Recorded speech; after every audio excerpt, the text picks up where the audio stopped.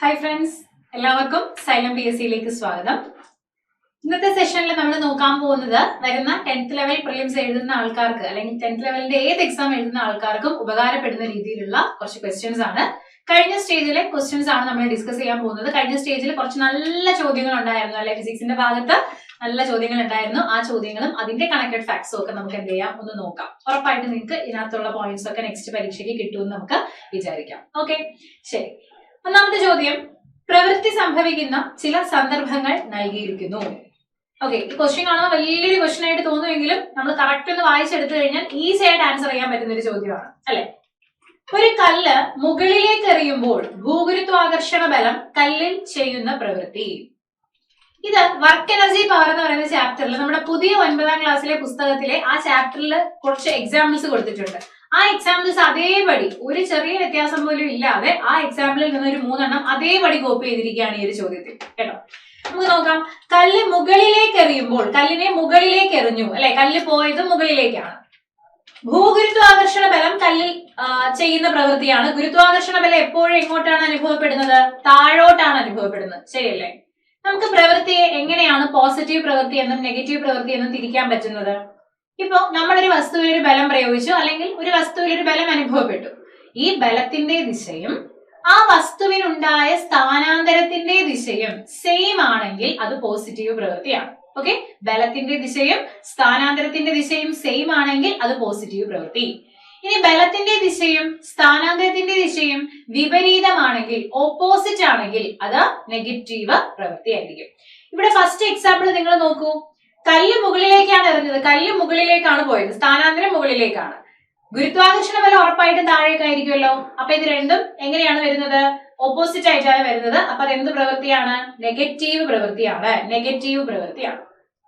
അടുത്തത് രണ്ടാമത്തത്, തെങ്ങിൽ നിന്ന് തേങ്ങ താഴേക്ക് വീഴുമ്പോൾ, ഒരു തേങ്ങ താഴേക്ക് വീഴുന്നു അല്ലെ, തേങ്ങയുടെ സ്ഥാനാന്തരം താഴേക്കാണ്.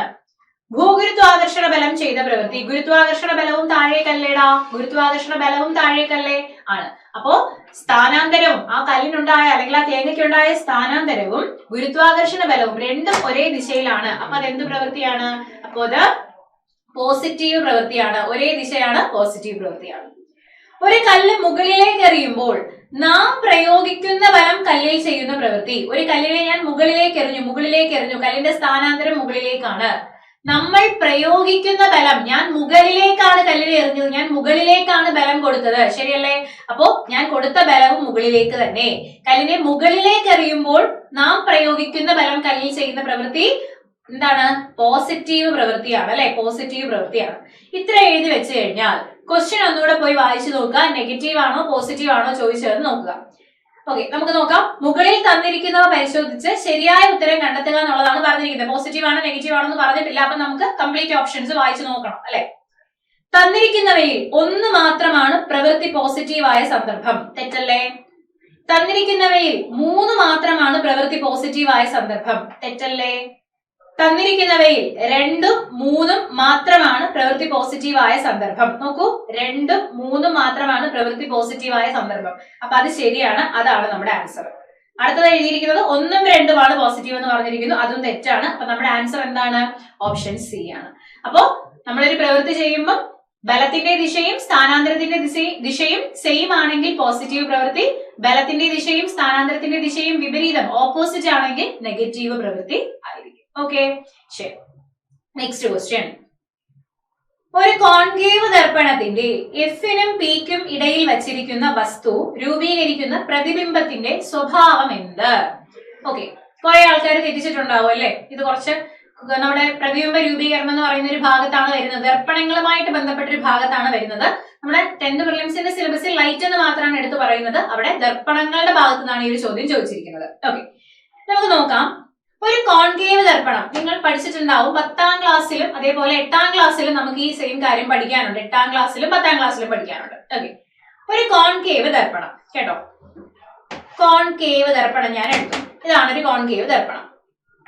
ഓക്കെ, ഈ കോൺകേവ് ദർപ്പണത്തിന്റെ ഓരോ പോയിന്റിൽ, ഓരോ സ്ഥലത്ത്, കോൺകേവ് ദർപ്പണത്തിന്റെ മുന്നിൽ ഓരോ സ്ഥലത്ത് വസ്തു ഇരിക്കുമ്പോഴും കിട്ടുന്ന പ്രതിബിംബം വ്യത്യസ്തമായിരിക്കും. കിട്ടുന്ന പ്രതിബിംബത്തിന്റെ സ്ഥാനവും അതിന്റെ സ്വഭാവവും ഒക്കെ ഡിഫറന്റ് ആയിരിക്കും. ഓക്കെ, ആ എവിടെയാണോ നമ്മൾ വസ്തു വയ്ക്കുന്നത് അതിനനുസരിച്ചാണ് നമുക്ക് കിട്ടുന്ന പ്രതിബിംബത്തിന്റെ സ്ഥാനവും സ്വഭാവവും ഒക്കെ വരുന്നത്. കോൺകേവ് ദർപ്പണത്തിൽ ഒരു 6 കേസുകളാണ് പഠിക്കാനുള്ളത്. കോൺകേവ് ദർപ്പണത്തിൽ ഒരു 6 കേസുകളാണ് പഠിക്കാനുള്ളത്. ഓക്കെ, 6 കേസുകളാണ് പഠിക്കാനുള്ളത്. വസ്തു നമ്മുടെ ആ ഒരു കണ്ണാടിയുടെ ഫ്രണ്ടില് 6 വ്യത്യസ്ത സ്ഥലങ്ങളിൽ ഇരിക്കുമ്പോൾ വ്യത്യസ്തങ്ങളായിട്ടുള്ള പ്രതിബിംബങ്ങളാണ് നമുക്ക് അവിടെ കിട്ടുന്നത്. ഓക്കെ, 6 കേസുകളാണ് പഠിക്കാനുള്ളത്. ശരി, നിങ്ങൾ നോക്കൂ, അതിൽ ആദ്യത്തെ 5 കേസുകളിലും ആദ്യത്തെ 5 കേസ് ആ പറഞ്ഞതിനകത്ത് ആദ്യത്തെ 5 കേസിലും നമുക്ക് കിട്ടുന്നത് യഥാർത്ഥവും തലകീഴായതുമായ പ്രതിബിംബമാണ്. യഥാർത്ഥവും തലകീഴായതുമായ പ്രതിബിംബമാണ്. ഓക്കെ, അവസാനത്തെ ഒരേ ഒരു കേസിൽ മാത്രം മിഥ്യാനിവർന്ന പ്രതിബിംബം കിട്ടും. മിഥ്യാനിവർന്ന പ്രതിബിംബം കിട്ടും. ആ ഒരു കേസിനെ പറ്റിയാണ് നമ്മുടെ പരീക്ഷയ്ക്ക് ചോദിച്ചിരിക്കുന്നത്. നമ്മൾ നോർമലി ക്ലാസ്സിൽ പഠിക്കുമ്പോഴും ആ ഒരു കേസ് മാത്രം ഒരു സ്പെഷ്യൽ കേസ് ആയിട്ട് പഠിക്കാറുണ്ട്. ആ സ്പെഷ്യൽ കേസാണ് ഇവിടെ പരീക്ഷയ്ക്ക് ചോദിച്ചിരിക്കുന്നത്. ഓക്കെ, നമുക്ക് ജസ്റ്റ് അതുമായിട്ട് ബന്ധപ്പെട്ട കുറച്ച് കാര്യങ്ങൾ ഒന്ന് പഠിക്കാം. നോക്കിക്കോളൂ. ഇതൊരു കോൺകേവ് ദർപ്പണമാണ്. ഓക്കെ, ഇതൊരു കോൺകേവ് ദർപ്പണമാണ്.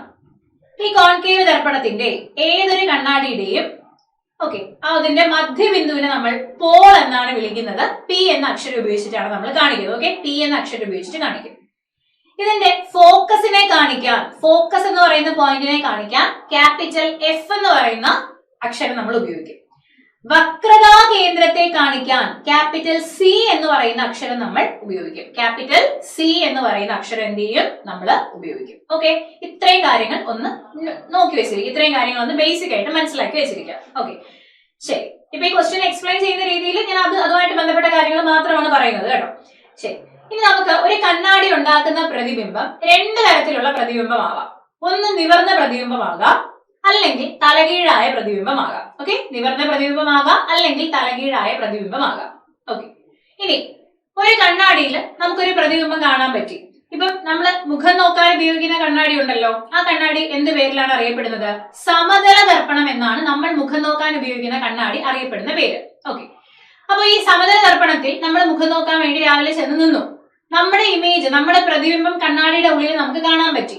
ഈ കണ്ണാടിയുടെ ഉള്ളിൽ കാണുന്ന പ്രതിബിംബത്തിനെ എനിക്ക് ചുമരിലേക്ക് പതിപ്പിക്കാൻ പറ്റുമോ? ആ കണ്ണാടിയുടെ ഉള്ളിൽ കണ്ട എന്റെ പ്രതിബിംബത്തിനെ എനിക്ക് ചുമരിലേക്ക് പതിപ്പിക്കാൻ പറ്റുമോ? ഇല്ല. അവിടെ ഉണ്ടായ പ്രതിബിംബം ആ കണ്ണാടിയുടെ ഉള്ളിൽ മാത്രമേ നിൽക്കുള്ളൂ. അത് നമുക്ക് ഒരു സ്ക്രീനിലേക്കോ ഒരു ചുമരിലേക്കോ ഒന്നും പതിപ്പിക്കാൻ പറ്റില്ല. ശരിയല്ലേ?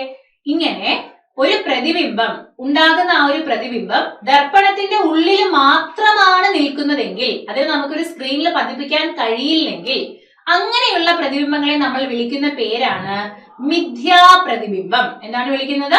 മിഥ്യാപ്രതിബിംബം എന്ന് വിളിക്കും. ഓക്കെ, ശരി. ഇനി ഒരു കണ്ണാടി, വേറൊരു കണ്ണാടി ഞാൻ എടുത്തു, ഒരു കോൺകേവ് ദർപ്പണം ഞാൻ എടുത്തു. ഓക്കെ, ഒരു കോൺകേവ് ദർപ്പണം ഞാൻ എടുത്തു. ആ ദർപ്പണത്തില് ഞാൻ ഏതെങ്കിലും ഒരു വസ്തുവിനെ അത് വെച്ച് ഫോക്കസ് ചെയ്യുകയാണെന്ന് വിചാരിക്കാം. എനിക്ക് അതിനകത്തൊരു ഇമേജ് അല്ലെങ്കിൽ അതിന്റെ ആ ഒരു വസ്തുവിന്റെ പ്രതിബിംബം എനിക്ക് കാണാൻ പറ്റി. ആ പ്രതിബിംബത്തിനെ എനിക്ക് വേണമെങ്കിൽ എന്ത് ചെയ്യാൻ പറ്റും? ഒരു സ്ക്രീനിലേക്കോ ചുമരിലേക്കോ ഒക്കെ പതിപ്പിക്കാൻ പറ്റും. അപ്പൊ ഇവിടെ ഉണ്ടായ പ്രതിബിംബം ആ കണ്ണാടിയുടെ ഉള്ളിൽ മാത്രം ഒതുങ്ങി നിൽക്കുന്ന പ്രതിബിംബമല്ല. ആ പ്രതിബിംബത്തിനെ എനിക്കൊരു സ്ക്രീനിലേക്ക് പതിപ്പിക്കാൻ സാധിച്ചു. ഇങ്ങനെ ഒരു സ്ക്രീനിലേക്ക് പതിപ്പിക്കാൻ കഴിയുന്ന പ്രതിബിംബത്തിനെ നമ്മൾ യഥാർത്ഥ പ്രതിബിംബം എന്ന് വിളിക്കും. ഓക്കെ, യഥാർത്ഥ പ്രതിബിംബം എന്ന് വിളിക്കും. ഇത്രയും കാര്യം മനസ്സിലായല്ലോ? ശരി. ഇത് നേരത്തെ പറഞ്ഞ നിവർന്നതും തലകീഴായതുമായിട്ടുള്ള പ്രതിബിംബവും ഇതിനെയും കൂടെ നമുക്കൊന്ന് കൂട്ടി യോജിപ്പിക്കാം. നിങ്ങൾ പഠിച്ചു വെക്കേണ്ട ഒരു കാര്യമാണ് മിഥ്യ നിവർന്നത് എന്നൊരു വാക്ക് നിങ്ങൾ പഠിച്ചു വെക്കുക. മിഥ്യ നിവർന്നത്, മിഥ്യ നിവർന്നത്. യഥാർത്ഥം തലകീഴായത്, യഥാർത്ഥം തലകീഴായത്. ഓക്കെ, അതായത് ഇങ്ങനെ മാത്രമേ പെയർ വരുള്ളൂ. മിഥ്യയാണെങ്കിൽ അത് നിവർന്നതായിരിക്കും, നിവർന്നതാണെങ്കിൽ അത് മിഥ്യയായിരിക്കും ഒരു പ്രതിബിംബം. യഥാർത്ഥ പ്രതിബിംബം ആണെങ്കിൽ അത് തലകീഴായതായിരിക്കും, അല്ലെങ്കിൽ നമുക്കറിയാം അത് തലകീഴായ പ്രതിബിംബമാണെന്ന് നമുക്കറിയാമെങ്കിൽ അത് യഥാർത്ഥമായിരിക്കും. അല്ലാതെ ഇതിന്റെ വേറെ കോമ്പിനേഷൻ വരില്ല. മിഥ്യയാണെന്നുണ്ടെങ്കിൽ അത് നിവർന്നതായിരിക്കും, യഥാർത്ഥമാണെന്നുണ്ടെങ്കിൽ അത് തലകീഴായതായിരിക്കും. അപ്പൊ ഇത് ഓർമ്മിച്ച് വെക്കാൻ മിനി എന്ന് നമുക്ക് ആലോചിക്കാം. മിനി എന്ന് ആലോചിക്കാം. മിഥ്യാ നിവർന്നത്, മിഥ്യാ നിവർന്നത്. തലകീഴായതാണെങ്കിൽ എന്താവും? അപ്പോ യഥാർത്ഥമാകും. ഓക്കെ, മനസ്സിലായല്ലോ? ഈ പ്രതിബിംബങ്ങളെ ഒന്ന് ഐഡന്റിഫൈ ചെയ്യാൻ മനസ്സിലായല്ലോ? ഓക്കെ അല്ലേ? ശരി, ഇത് മനസ്സിൽ വെച്ചിട്ട് നമുക്ക് എന്ത് ചെയ്യാം? നമുക്ക് ഈ ഒരു കോൺകേവ് ദർപ്പണത്തിന്റെ ബാക്കിയുള്ള പ്രതിബിംബവുമായിട്ട് ബന്ധപ്പെട്ട കാര്യങ്ങളിലോട്ട് പോകാം. അതിനു മുന്നേ നിങ്ങൾ ആലോചിക്കുക, ഒരു സമതല ദർപ്പണത്തിൽ ഉണ്ടാകുന്ന പ്രതിബിംബം. ഓക്കെ, സമതല ദർപ്പണം എന്ന് വെച്ചാൽ എന്താണ്? നമ്മൾ മുഖം നോക്കാൻ ഉപയോഗിക്കുന്ന കണ്ണാടിയാണ്. ആ കണ്ണാടിയിൽ ഉണ്ടാകുന്ന പ്രതിബിംബം മിഥ്യയായിരിക്കോ യഥാർത്ഥമായിരിക്കുമോ? എന്തായിരിക്കും?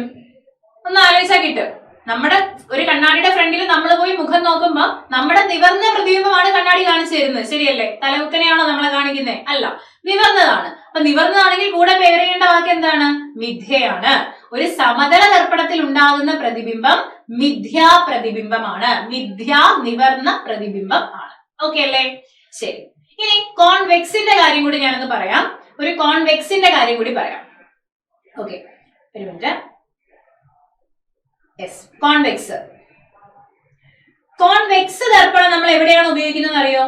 കോൺവെക്സ് നമ്മൾ ഉപയോഗിക്കുന്നത് വാഹനങ്ങളിലെ റിയർ വ്യൂ ദർപ്പണങ്ങളായിട്ടാണ്. വണ്ടിയുടെ സൈഡില് പുറകിൽ നിന്ന് വരുന്ന വണ്ടിയെ കാണാൻ വേണ്ടി ഉപയോഗിക്കുന്ന കണ്ണാടിയില്ലേ? പുറകിൽ നിന്ന് വരുന്ന വണ്ടിയെ കാണാൻ വേണ്ടി ഉപയോഗിക്കുന്ന കണ്ണാടി, അതാണ് റിയർ വ്യൂ മിറർ അല്ലെങ്കിൽ കോൺവെക്സ് ദർപ്പണം എന്ന് പറയുന്നത്. ഓക്കെ, കോൺവെക്സ് ദർപ്പണം എന്ന് പറയുന്നത്. ആ കോൺവെക്സ് ദർപ്പണം ഉണ്ടാക്കുന്ന പ്രതിബിംബം എങ്ങനെയുള്ള പ്രതിബിംബമായിരിക്കും? നിങ്ങൾ ആലോചിച്ച് നോക്കി, എങ്ങനെയുള്ളതായിരിക്കും? പുറകിൽ നിന്ന് വരുന്ന വണ്ടിയുടെ തലകുത്തനെയുള്ള ഇമേജ് ആണോ നമുക്ക് അതിനകത്ത് കിട്ടുന്നത്? അല്ല, നിവർന്നതല്ലേ കിട്ടുന്നത്. അപ്പൊ നിവർന്നതാണെങ്കിൽ കൂടെ പേരേണ്ട വാക്ക് എന്താണ്? മിഥ്യയാണ്. അപ്പൊ ഒരു കോൺവെക്സ് ദർപ്പണവും മിഥ്യാ നിവർന്ന പ്രതിബിംബമാണ് തരുന്നത്. മിഥ്യാ നിവർന്ന പ്രതിബിംബമാണ് തരുന്നത്. ഓക്കെ അല്ലേ? സമതലമാണെങ്കിലും, സമതല ദർപ്പണമാണെങ്കിലും എന്താണ് തരുന്നത്? മിഥ്യാ നിവർന്ന പ്രതിബിംബമാണ് തരുന്നത്. ഇത് മറന്നു പോകത്തില്ലല്ലോ. ക്ലിയർ അല്ലേ? ഒരു കാര്യം കൂടി. ഓക്കെ, സമതല ദർപ്പണത്തിൽ നമ്മൾ നമ്മുടെ അതേ വലിപ്പമുള്ള പ്രതിബിംബത്തെയാണ് കണ്ണാടിയിൽ കാണുന്നത്, അല്ലെ? അപ്പൊ സമതല ദർപ്പണം ഉണ്ടാക്കുന്ന പ്രതിബിംബം വസ്തുവിന്റെ അതേ വലിപ്പമായിരിക്കും. വസ്തുവിന്റെ അതേ വലിപ്പമുള്ള പ്രതിബിംബമായിരിക്കും. ഓക്കെ, ഇനി കോൺവെക്സിലാണെങ്കിലോ? കോൺവെക്സ് എന്ന് ആലോചിക്കുമ്പോ തന്നെ വണ്ടിയിലെ കണ്ണാടിയിൽ നിങ്ങൾ ആലോചിക്കുക. വണ്ടിയിൽ പുറകിൽ നിന്ന് വരുന്ന വാഹനങ്ങളെ കാണാൻ ഉപയോഗിക്കുന്ന കണ്ണാടിയിൽ ആലോചിക്കുക. അവിടെ ആ കണ്ണാടിയിൽ പുറകിൽ നിന്ന് വരുന്ന വാഹനത്തിന്റെ ചെറിയ പ്രതിബിംബം അല്ലേ കിട്ടുന്നത്? ഒരു ലോറി ബാക്കിൽ നിന്ന് വന്നാൽ ആ ലോറിയുടെ അതേ സൈസിൽ കാണിച്ചാൽ അതിന്റെ ലൈറ്റ് മാത്രമേ നമുക്ക് കാണാൻ പറ്റൂ, ശരിയല്ലേ? അതിന്റെ ചെറിയ പ്രതിബിംബമാണ് തരുന്നത്. അപ്പൊ ഒരു കോൺകേവ് അല്ല, കോൺവെക്സ് ദർപ്പണം ഉണ്ടാക്കുന്ന പ്രതിബിംബം മിഥ്യയാണ്, നിവർന്നതാണ്, വസ്തുവിനേക്കാൾ ചെറുതാണ്. വസ്തുവിനേക്കാൾ ചെറുതാണ്. ക്ലിയർ അല്ലേ? ക്ലിയർ അല്ലേ? ഇനി നമുക്ക് എന്ത് പഠിക്കണം? കോൺകേവിന്റെ കാര്യത്തിലോട്ട് വരണം. സമതലത്തിലും അതേപോലെ കോൺവെക്സിലും ഒരൊറ്റ കേസേ പഠിക്കാനുള്ളൂ എങ്കിൽ കോൺകേവ് ദർപ്പണത്തിൽ നമുക്കൊരു 6 കേസുകൾ പഠിക്കാനുണ്ട്. ഓരോ സ്ഥലത്ത് വസ്തു ഇരിക്കുമ്പോഴും പ്രതിബിംബത്തിന്റെ സ്ഥാനം മാറും, അതിന്റെ പ്രത്യേകതകളും മാറും. ഓക്കെ, നമുക്കൊന്ന് നോക്കാം. നമുക്ക് യെസ്, നോക്കിക്കോളൂ. വസ്തു ആദ്യം നമ്മൾ പഠിക്കുന്നത് വസ്തു വളരെ അകലെ ഇരിക്കുകയാണ്. വസ്തു വളരെ അകലെ ഇരിക്കുകയാണ്. ദൂരെ എവിടെയോ ഇരിക്കുന്ന ഒരു വസ്തു. ഓക്കെ, എവിടെയോ ഇരിക്കുന്ന ഒരു വസ്തു. വസ്തു വളരെ അകലെ ഇരിക്കുകയാണ്. അങ്ങനെ വളരെ അകലെ ഇരിക്കുന്ന ഒരു വസ്തുവിന്റെ പ്രതിബിംബം നമുക്ക് കിട്ടുന്നത്, ഇത് വസ്തുവാണേ, പ്രതിബിംബം നമുക്ക് കിട്ടുന്നത് എഫിലായിരിക്കും, ഫോക്കസിലായിരിക്കും. ഞാൻ ഇവിടെ കാണിച്ച ഈ ഒരു പോയിന്റ് ഇല്ലേ, ഫോക്കസ് എഫ്, ആ എഫ് എന്ന് പറയുന്ന പോയിന്റിലായിരിക്കും എനിക്ക് പ്രതിബിംബം കിട്ടുന്നത്. ഓക്കെ, എഫ് എന്ന് പറയുന്ന പോയിന്റിലായിരിക്കും പ്രതിബിംബം കിട്ടുന്നത്. ഇതൊക്കെ നമ്മൾ ക്ലാസ്സിൽ വരച്ചാണ് പഠിക്കുക. വരച്ച് കറക്റ്റ് എങ്ങനെ ആ പ്രതിബിംബം എവിടെ കിട്ടും എന്നൊക്കെ വരച്ചിട്ടാണ് പഠിക്കുന്നത്. ഇപ്പൊ ഞാൻ നിങ്ങൾക്ക് പ്ലെയിൻ ആയിട്ട് ആ ഒരു ടേബിൾ കാണിച്ചു തരികയാണ്. അതിൽ നമ്മൾ പഠിക്കാനുള്ള ഏറ്റവും പ്രധാനപ്പെട്ടതെന്ന് പറഞ്ഞാൽ ആ അവസാനത്തെ കേസ്, പരീക്ഷയ്ക്ക് ഇപ്പൊ ചോദിച്ച അവസാനത്തെ കേസ് തന്നെയാണ്. എന്നാലും ഞാൻ എല്ലാം ഒന്ന് എന്ത് ചെയ്യാം, ജസ്റ്റ് ഒന്ന് നിങ്ങൾക്ക് പറഞ്ഞുതരാം. ഓക്കെ, അപ്പൊ വളരെ അകലെ ഇരിക്കുന്ന വസ്തുവിന്റെ പ്രതിബിംബം നമുക്ക് എവിടെ കിട്ടും? എഫില് കിട്ടും, അല്ലെ? എഫില് കിട്ടും. വളരെ അകലെ ഇരിക്കുന്ന ഒരു വസ്തു അതിനെ നമുക്ക് കാണാൻ പോലും പറ്റില്ല, അല്ലെ? അപ്പൊ വളരെ ചെറിയ പ്രതിബിംബമാണ് കിട്ടുന്നത്. വളരെ ചെറിയ പ്രതിബിംബമാണ് കിട്ടുന്നത്. പ്രതിബിംബത്തിന്റെ വലിപ്പം ചോദിച്ചാൽ വളരെ ചെറുതാണ്. ഓക്കെ, വളരെ ചെറുതാണ്. അത് ഒന്നാമത്തെ കേസ്. രണ്ടാമത്തെ കേസ്, വസ്തു സിക്ക് അപ്പുറം ഇരുന്നാൽ, വസ്തു സിക്ക് അപ്പുറം ഇരുന്നാൽ, അതായത് സിയുടെ പുറകിൽ, ഇവിടെ നമ്മൾ കണ്ടത് ഇതല്ലേ സി, ഈ സിയുടെ ബാക്കിൽ നമ്മളൊരു വസ്തുവിനെ വെച്ചാൽ, സിക്ക് പുറകിൽ ഞാനൊരു വസ്തുവിനെ വെച്ചാൽ ആ വസ്തുവിന്റെ പ്രതിബിംബം എനിക്ക് കിട്ടുന്നത് എവിടെയെന്ന് ചോദിച്ചാൽ സിക്കും എഫിനും ഇടയിലായിരിക്കും. ഞാൻ ഇവിടെ ഒരു വസ്തുവിനെ വെച്ച് കഴിഞ്ഞാൽ എനിക്ക് പ്രതിബിംബം കിട്ടുന്നത് ഈ സിന്റെ എഫിന്റെ ഇടയിൽ തലകീഴായിട്ടുള്ള ഒരു പ്രതിബിംബമായിരിക്കും എനിക്ക് കിട്ടുന്നത്. ഇതൊക്കെ എവിടുന്ന് കിട്ടിയെന്ന് ചോദിച്ചാൽ ഇതൊക്കെ നമ്മൾ പരീക്ഷണം ചെയ്ത് കണ്ടുപിടിച്ചതാണ്. നമ്മൾ ക്ലാസ്സിൽ പഠിക്കുമ്പോൾ അതിനെ ഒരു ഡയഗ്രാം ഒക്കെ വരച്ചിട്ടാണ് എന്ത് ചെയ്യുക, നമ്മൾ പഠിക്കുക കേട്ടോ. അപ്പൊ ജസ്റ്റ് നിങ്ങൾ ഇത് മനസ്സിലാക്കാം. സിക്ക് അപ്പുറം ഇരുന്ന് കഴിഞ്ഞാൽ പ്രതിബിംബം എവിടെ കിട്ടും? പ്രതിബിംബം സിന്റെയും എഫിന്റെയും ഇടയിലായിരിക്കും കിട്ടുന്നത്. ആ കിട്ടുന്ന പ്രതിബിംബം ചെറിയ പ്രതിബിംബം തന്നെ ആയിരിക്കും, വസ്തുവിനേക്കാൾ ചെറിയ പ്രതിബിംബം തന്നെ ആയിരിക്കും. മൂന്നാമത്തെ കേസ്, വസ്തു സിയിലിരിക്കുമ്പോൾ അത് വേണമെങ്കിലും പരീക്ഷയ്ക്ക് ചോദിക്കാൻ കൊള്ളാവുന്ന ഒരു പോയിന്റ് ആണ് ഈ മൂന്നാമത്തെ കേസ് എന്ന് പറയുന്നത്. ഇപ്പൊ ഒരു വസ്തു ഞാൻ സിയിലാണ് ഒരു വസ്തുവിനെ വെച്ചതെങ്കിൽ ആ വസ്തുവിന്റെ പ്രതിബിംബം സിയിൽ തന്നെ എനിക്ക് കിട്ടും. ഓക്കെ, ഞാനൊരു ഒരു വസ്തുവിനെ സി എന്ന് പറയുന്ന പോയിന്റിലാണ് വെക്കുന്നതെങ്കിൽ, വക്രതാ കേന്ദ്രത്തിലാണ് വെക്കുന്നതെങ്കിൽ, സി അല്ലെങ്കിൽ വക്രതാ കേന്ദ്രത്തിലാണ് വെക്കുന്നതെങ്കിൽ എനിക്ക് വക്രതാ കേന്ദ്രത്തിൽ തന്നെ എന്ത് ചെയ്യും, ഒരു പ്രതിബിംബം തലകീഴായിട്ട് കിട്ടും. ഓക്കെ, അപ്പൊ സിയിൽ ഒരു വസ്തുവിനെ വെച്ചാൽ സിയിൽ തന്നെ എന്ത് ചെയ്യും, നമുക്ക് പ്രതിബിംബം കിട്ടും. അതേ വലിപ്പമുള്ള പ്രതിബിംബമായിരിക്കും കിട്ടുന്നത്. ചെറുതും വലുതും ഒന്നുമല്ല, അതേ വലിപ്പമുള്ള പ്രതിബിംബം എനിക്ക് അവിടെ കിട്ടും. ഓക്കെ, ശരി. നാലാമത്തെ കേസ്, വസ്തു സിക്കും എഫിനും ഇടയിൽ വെച്ചാൽ, വസ്തുവിനെ ഞാൻ എവിടെ വെക്കണം, വസ്തുവിനെ ഞാൻ സിക്കും എഫിനും ഇടയിൽ വെക്കണമെന്ന് വിചാരിക്കും. വസ്തുവിനെ ഞാൻ സിക്കും എഫിനും ഇടയിൽ വെച്ചു എന്ന് വിചാരിക്കും. ഓക്കെ, സിക്കും എഫിനും ഇടയിൽ ഞാനൊരു വസ്തുവിനെ വെച്ചു എന്ന് ആലോചിക്കണേ. ഇവിടെ സി ആണല്ലേ, ഈ പോയിന്റ് മാഞ്ഞുപോയി, ഇത് സി എന്ന് പറയുന്ന പോയിന്റ് ആണ് ഞാൻ പറഞ്ഞത്. ഓക്കെ, ശരി. അങ്ങനെ സിക്കും എഫിനും ഇടയിൽ ഞാനൊരു വസ്തുവിനെ വെച്ചാൽ ആ വസ്തുവിന്റെ പ്രതിബിംബം എനിക്ക് സിക്ക് അപ്പുറമാണ് കിട്ടുന്നത്, സിക്ക് ബാക്കിലാണ് എനിക്ക് കിട്ടുന്നത്. അതായത് ഈ രണ്ടാമത്തെ കേസ് നിങ്ങൾ നോക്ക്, സിയുടെ അപ്പുറത്ത് വെച്ചപ്പോ സിക്ക് എഫിനും ഇടയിൽ കിട്ടി. ഇനി സിന്റെ എഫിന്റെ ഇടയിൽ വെച്ചാൽ എവിടെ കിട്ടും, സിക്ക് അപ്പുറത്ത് കിട്ടും. നേരെ ഓപ്പോസിറ്റ് ആലോചിച്ചാൽ മതി, സിക്ക് അപ്പുറത്ത് കിട്ടും, സിക്ക് അപ്പുറം കിട്ടും. ഓക്കെ, സിക്ക് അപ്പുറം കിട്ടും, സിക്ക് അപ്പുറം കിട്ടും. വസ്തുവിനേക്കാൾ വലിയ പ്രതിബിംബമാണ് കിട്ടുന്നത്, വസ്തുവിനേക്കാൾ വലിയ പ്രതിബിംബമാണ് എനിക്ക് അവിടെ കിട്ടുന്നത്. അഞ്ചാമത്തെ കേസ്, വസ്തുവിനെ എഫിൽ വെച്ചാൽ, വസ്തുവിനെ എഫിൽ ഞാൻ വെച്ചാൽ, ഓക്കെ, വസ്തുവിനെ ഞാൻ എവിടെ വെച്ചാൽ, എഫിൽ വെച്ചാൽ, എഫ് എന്ന് പറയുന്ന പോയിന്റിൽ വെച്ചാൽ, എഫ് എന്ന് പറയുന്ന പോയിന്റിൽ വെച്ചാൽ നമുക്ക് പ്രതിബിംബം അങ്ങനെ കാണാൻ പറ്റില്ല.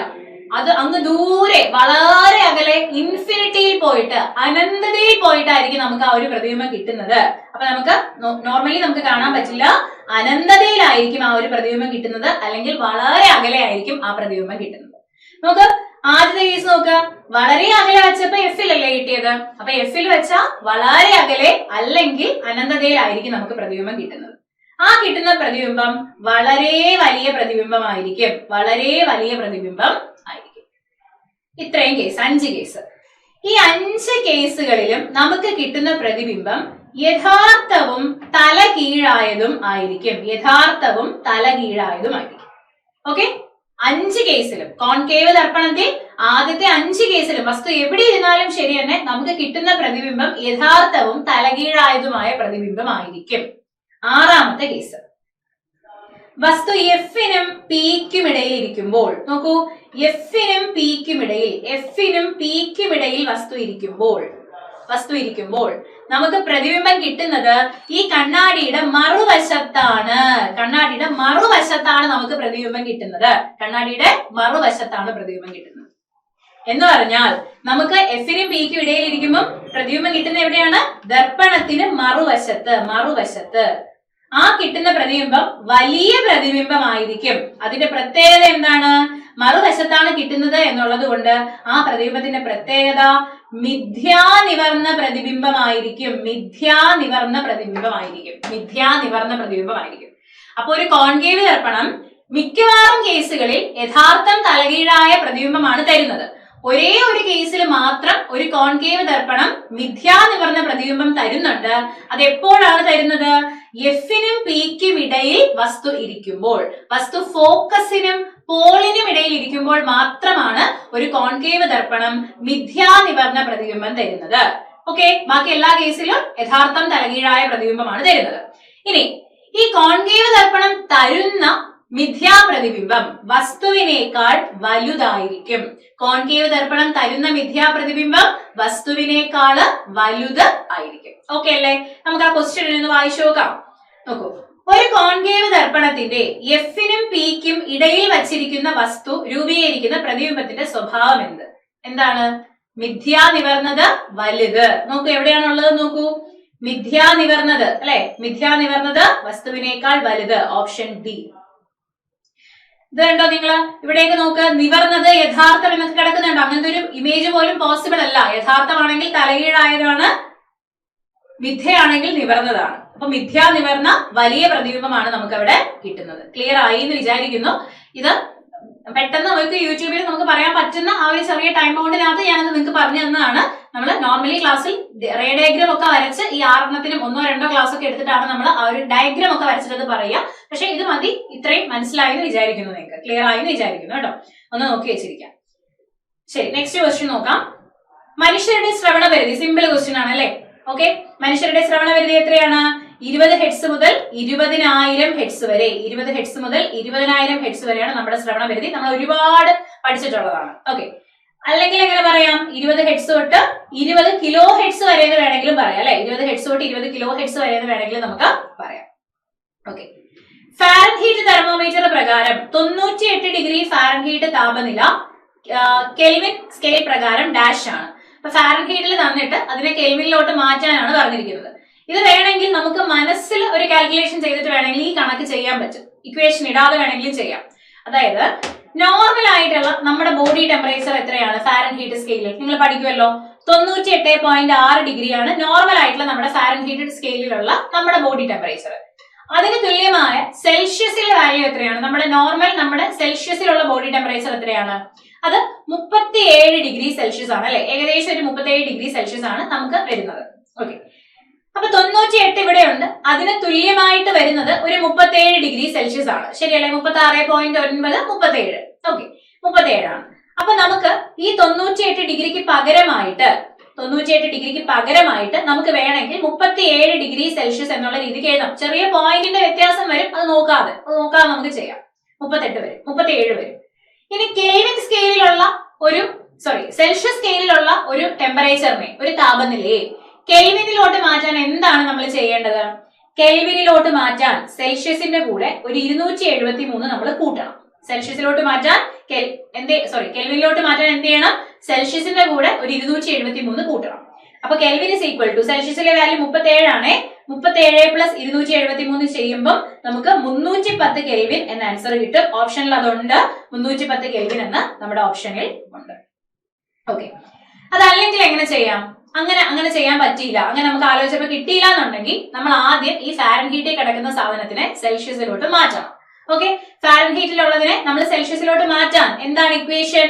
Celsius is equal to F-32 into 5/9. Equations ഒക്കെ നിങ്ങൾ പഠിച്ചിട്ടുണ്ടാകും. ഇതെല്ലാം നമ്മൾ പറഞ്ഞിട്ടുള്ളതാണ് ക്ലാസ്സുകളിൽ. F-32 into 5/9 ചെയ്യാം അല്ലെ. അപ്പൊ അതിൽ എന്തിലോട്ട് മാറും? സെൽഷ്യസിലോട്ട് മാറും. ഓക്കെ, എന്നിട്ട് ഈ സെൽഷ്യസിൽ കിട്ടിയ സാധനത്തിന്റെ കൂടെ ഒരു 273 കൂട്ടുമ്പോൾ നമുക്ക് എന്തിലുള്ള വാല്യൂ കിട്ടും? കെൽവിനിലുള്ള വാല്യൂ കിട്ടും. അതായത് ഇപ്പൊ നമ്മൾ ചെയ്ത പരിപാടി തന്നെയാണ്. ഡയറക്റ്റ് ആയിട്ട് നമുക്ക് മാറ്റാൻ പറ്റില്ല. ഫാരൻഹീറ്റിനെ ഡയറക്റ്റ് ആയിട്ട് കെൽവിനിലോട്ട് മാറ്റാതെ ആദ്യം നമ്മൾ സെൽഷ്യസിലോട്ട് മാറ്റും. സെൽഷ്യസിലോട്ട് മാറ്റിയിട്ട് അതിനെ എന്ത് ചെയ്യും? അതിനെ നമ്മൾ കെൽവിനിലോട്ട് മാറ്റും. സെൽഷ്യസിന്റെ കൂടെ ഒരു 273 കൂട്ടിക്കഴിഞ്ഞാൽ നമുക്ക് കെൽവിനിലുള്ള വാല്യൂ കിട്ടും. ഓക്കെ, അതാണ് ഇവിടെ ചെയ്തത്. വേണമെങ്കിൽ മനക്കണക്കായിട്ട് 98 വെച്ച് നമുക്ക് എന്ത് ചെയ്യാൻ പറ്റും? ചെയ്യാനും പറ്റും. ഓക്കെ അല്ലേ? ശരി, നെക്സ്റ്റ് ക്വസ്റ്റ്യൻ. ചലനവുമായി ബന്ധപ്പെട്ടുള്ള ശരിയായ സമവാക്യം ഏതാണ്? ചലന സമവാക്യങ്ങൾ 3 നിങ്ങൾക്ക് അറിയാമോ? 3 ഏതൊക്കെയാണ്? V is equal to U plus AT. V is equal to U plus AT. S is equal to UT plus half AT square. S is equal to UT plus half AT square. V square is equal to U square plus 2AS. V square is equal to U square plus 2AS. ഇതാണ് നമ്മുടെ 3 equations. Okay, നമ്മൾ നോക്കുമ്പോൾ പെട്ടെന്ന് കാണുമ്പോഴത്തേനും ശരിയായിട്ടൊക്കെ പലതും തോന്നും. V is equal to U plus AT എന്നുള്ളതാണ് ഒന്നാമത്തെ ചലന സമവാക്യം. ഇവിടെ അങ്ങനെയാണോ കൊടുത്തിരിക്കുന്നത്? അല്ല, U plus ST എന്നാണ് കൊടുത്തിരിക്കുന്നത്. തെറ്റ്. അടുത്ത് നോക്ക്, S is equal to UV plus half AT square. തെറ്റിക്കാൻ വേണ്ടി തന്നെ ഓപ്ഷൻ ഇട്ടിട്ടുണ്ടല്ലേ കറക്റ്റ് ആയിട്ട്. UT plus half AT square ആണ്. ഇവിടെ UV plus half AT square എന്നാണ് കൊടുത്തിരിക്കുന്നത്. അതും തെറ്റാണ്. അടുത്ത് V square is equal to U square plus 2AS എന്നുള്ളതാണ് ലാസ്റ്റ് ഇക്വേഷൻ. ഈ ഓപ്ഷൻ D ഒന്ന് നോക്കിക്കേ. V square is equal to U square plus 2AS ന് പകരം T കൊടുത്തിരിക്കുന്നു. അതും തെറ്റാണ്. അപ്പൊ നമുക്ക് ഓപ്ഷൻ ബി ആണ് ആൻസർ എന്ന് കിട്ടും. നമുക്കൊന്ന് നോക്കാം എന്താ എഴുതിയിരിക്കുന്നത്. നമുക്ക് നോക്കാം. ഓപ്ഷൻ ബിയില് U square is equal to V square minus 2AS എന്ന് എഴുതിയിട്ടുണ്ട് അല്ലെ. അതെങ്ങനെ കിട്ടി? ഇവിടെ നോക്കൂ, ഈ മൂന്നാമത്തെ ഇക്വേഷൻ എല്ലാരും എടുത്തേ. V square is equal to U square plus 2AS. Okay, അതിൽ നിന്ന് ഈ യു സ്ക്വയറിന് ഒരു ഇക്വേഷൻ ഉണ്ടാക്കാൻ പറഞ്ഞാൽ ഈ 2as ഇപ്പുറത്തോട്ട് വരൂലേ? You square is equal to എങ്ങനെ വരും? വി സ്ക്വയർ മൈനസ് 2as എന്ന് വരും. ആ രീതിയിലാണ് ആ ഒരു ഇക്വേഷൻ അവിടെ വന്നിരിക്കുന്നത്. ഓപ്ഷൻ ബി ആണ് ആൻസർ. കുറച്ച് സയൻസ് ഒക്കെ ബുദ്ധിമുട്ടായിട്ടുള്ള ആൾക്കാർ ഇത് കാണുമ്പോൾ അയ്യോ എന്തൊക്കെയോ ആണ് ചോദിച്ചിരിക്കുന്നത് വിചാരിച്ച് ചിലപ്പോൾ സ്കിപ്പ് ചെയ്തിട്ടുണ്ടാവും അല്ലെ. പക്ഷെ എന്നാലും താരതമ്യേന കുഴപ്പമില്ലാത്ത ക്വസ്റ്റ്യൻ ആണ്. ഒന്ന് അങ്ങോട്ടും ഇങ്ങോട്ടും ചിന്തിച്ചു കഴിഞ്ഞാൽ നമുക്ക് ആൻസർ കിട്ടും. അല്ലെങ്കിൽ ഈ 3 അല്ലാന്ന് ആലോചിക്കുമ്പോൾ തന്നെ അതായിരിക്കും ശരി എന്നുള്ളതിലോട്ട് നമുക്ക് എത്താൻ പറ്റും. ഓക്കെ, ശരി. നെക്സ്റ്റ്, ഒരു പെട്രോൾ കാറിൽ നടക്കുന്ന പ്രധാന ഊർജ്ജ പരിവർത്തനം തിരഞ്ഞെടുക്കുക. പെട്രോൾ കാറ് പെട്രോൾ ഒഴിച്ചിട്ടാണ് അത് വർക്ക് ചെയ്ത് പോകുന്നത് അല്ലെ, അത് മുന്നോട്ട് പോകുന്ന കാറ് ചലിക്കുന്നത്. ഓക്കെ, പെട്രോളിൽ അടങ്ങിയിരിക്കുന്ന ഊർജ്ജം എന്താണ്? രാസോർജ്ജമല്ലേ, കെമിക്കൽ എനർജി അല്ലേ? എല്ലാ വസ്തുക്കളിലും അടങ്ങിയിരിക്കുന്ന ഊർജ്ജം എന്ത് ഊർജ്ജമാണ്? രാസോർജ്ജമാണ്. ഈ രാസോർജ്ജം പെട്രോൾ ഒഴിച്ചപ്പോൾ കാറ് മുന്നോട്ട് ചലിച്ചു അല്ലെ, കാറ് മുന്നോട്ട് പോയി. ചലനം മൂലം ഒരു വസ്തുവിന് കിട്ടുന്ന ഊർജ്ജം എന്ത് ഊർജ്ജമാണ്? ചലനം കൊണ്ട് കിട്ടുന്നത്. ചലനം കൊണ്ടൊരു വസ്തുവിന് കിട്ടുന്ന ഊർജ്ജം ഗതികോർജ്ജമാണ്. അപ്പൊ നമുക്ക് പറയാം രാസോർജ്ജം ഗതികോർജ്ജമായിട്ട് മാറുന്നു. രാസോർജ്ജം ഗതികോർജ്ജമായിട്ട് മാറുന്നു എന്ന് നമുക്ക് എന്ത് ചെയ്യാം? അവിടെ പറയാം. ഊർജ്ജ പരിവർത്തനമൊക്കെ നമ്മൾ ഇഷ്ടം പോലെ ക്ലാസ്സുകളിൽ ചെയ്തിട്ടുള്ളതാണ്, നിങ്ങൾക്ക് അറിയാമെന്ന് വിചാരിക്കുന്നു. ഓക്കെ, നെക്സ്റ്റ്, സൂര്യഗ്രഹണത്തിന് കാരണമാകുന്ന ശരിയായ ക്രമീകരണം കണ്ടെത്തുക. ഓക്കെ, സൂര്യഗ്രഹണം എന്താണ്? കോഡ് അറിയാമോ നിങ്ങൾക്ക്? സൂര്യഗ്രഹണത്തിന്റെ കോഡ് EMS എന്നാണ് അല്ലെ. EMS എന്നാണ് സൂര്യഗ്രഹണത്തിന്റെ കോഡ്. അതായത് എർത്തിനും സണ്ണിനും ഇടയിൽ ആര് വരുന്നു? മൂണ് വരുന്നു. ഭൂമിക്കും സൂര്യനും ഇടയിൽ ചന്ദ്രൻ വരുന്നു, മൂണ് വരുന്നു. ഓക്കെ, മൂണ് വരുന്നു. അപ്പോ ഫസ്റ്റ് ഓപ്ഷനിൽ തന്നെ അതുണ്ട്. ഭൂമിക്കും സൂര്യനും ഇടയിൽ ആര് വരുന്നു? ചന്ദ്രൻ വരുന്നു അല്ലെ, ചന്ദ്രൻ വരുന്നു. ഇനി ചന്ദ്രഗ്രഹണമാണ് ക്വസ്റ്റ്യൻ എങ്കിൽ എങ്ങനെ വരും? ചന്ദ്രഗ്രഹണമാണ് ക്വസ്റ്റ്യൻ എങ്കിൽ അത് മെസ്സ്. ചന്ദ്രഗ്രഹണമാണെങ്കിൽ മെസ്സാണ്. എർത്താണ് നടുവിൽ വരിക, ഭൂമിയാണ് നടുവിൽ വരുന്നത്. മൂണ് അല്ലെങ്കിൽ ചന്ദ്രനും സൂര്യന്റെ ഇടയിൽ ആര് വരും? ഭൂമി വരും. അതാണ് ചന്ദ്രഗ്രഹണം. മെസ്സ് എന്നാണ് ചന്ദ്രഗ്രഹണം വരിക. ഓക്കെ, അപ്പൊ കുറച്ച് അത്യാവശ്യം നല്ല ക്വസ്റ്റ്യൻസ് തന്നെയാണ് 10th പ്രിലിംസ് മൂന്നാമത്തെ സ്റ്റേജിൽ ചോദിച്ചത്. അത്യാവശ്യം നല്ല ക്വസ്റ്റ്യൻ തന്നെയാണ് ചോദിച്ചത്. ഓക്കെ, അപ്പോ നിങ്ങൾക്ക് അടുത്ത പരീക്ഷകളിൽ ഇതുമായിട്ട് ബന്ധപ്പെട്ട ക്വസ്റ്റ്യൻസ് ഒക്കെ വരും നമുക്ക് പ്രതീക്ഷിക്കാം. ഒരുപാട് സെഷൻസ്, അതായത് സീരീസ് പോലെ തന്നെ ഇഷ്ടം പോലെ 10th പ്രിലിംസിന് വേണ്ടി മാത്രം തന്നെ ഒരുപാട് സെഷൻസ് യൂട്യൂബിൽ ചെയ്തിട്ടുണ്ട്. എല്ലാ ക്ലാസ്സുകളും നിങ്ങൾ കണ്ട് പ്രയോജനപ്പെടുത്തുക. അടുത്ത എക്സാം എല്ലാവർക്കും ഈസി ആയിരിക്കട്ടെ എന്ന് ആശംസിക്കുന്നു. മറ്റൊരു ക്ലാസ്സിൽ വീണ്ടും കാണാം. താങ്ക്